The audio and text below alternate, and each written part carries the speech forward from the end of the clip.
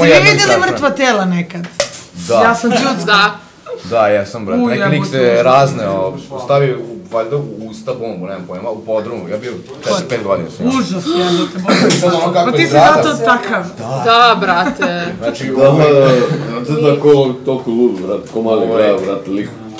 A dobro, samo smo vidjeli i onda su došli ljudi i samo su nas odneli. Bukvalno smo zamrzli. Užas, brate. On kako je ulaz, s jedne strane ulaz, sa druge strane on kao livade, tu se deca igraju i on ušao u podrum, razneo se i onda došla policija i sve to, s druge strane je bio otvoren ono prozor.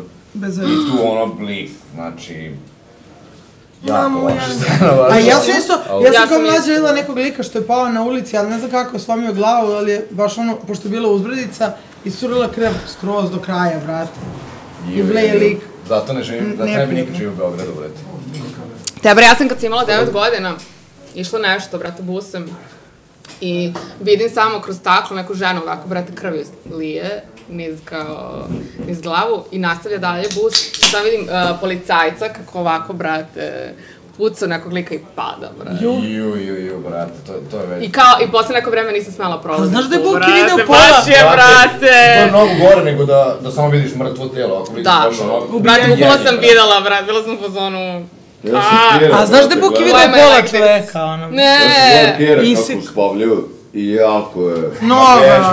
Da, to je meni najgore. Jako je, ovo štripka, vidiš da je nešto što je bilo biće. Da. Ne! Pa to je samo kesa, brate. Nemoj to pričati. To je najgore moje Okej, neću pričati o mrtvim kerama. Nasekirali su se jako. Meni su trovali mačke, brate.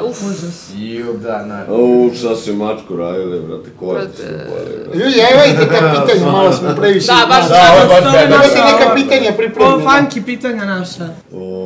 Unije ubija, brate. Sve bio mrtvo telo, brate. Brate, ne znam, to je kompleksno pitanje. Ovo nije jako jednostavno pitanje zapravo. Pa ne, da li si vidio jebeno mrtvo telo? A da li sam vidio? A ja razmišljao da sam bio mrtvo telo. Ne, razmišljao sam se pitao da sam se reinkarnirao, tipa, i da sam u prošloj reinkarnaciji možda bio mrtav i tako. Znam jednog lika što 2 puta umro, brate. A dobro, šta klinička smrt? Da, bio saobraćaj nesreći i otišao tamo u bolnicu i umro 2 put i sad je okej. Jebik, svaki čas.